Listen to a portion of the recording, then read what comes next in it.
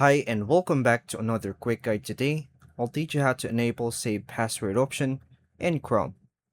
Enabling the Save Password option in Chrome on Android lets the browser remember your login details for future sign-ins. This can make logging into websites faster and more convenient. The feature is managed through Chrome settings and usually takes only a minute to turn on. To begin, unlock your Android phone and go to the home screen. Find and open the Chrome app. Wait for the browser to fully load. Tap the three-dot menu in the top right corner. Then choose Settings from the menu list.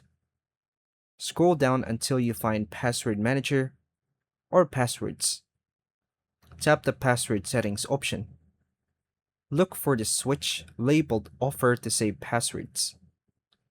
Tap the switch to turn it on. Check that the toggle stays enabled.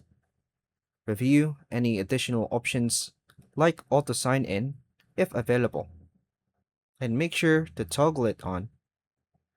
Exit the settings menu after saving the changes. Then visit the website and sign in with the username and password.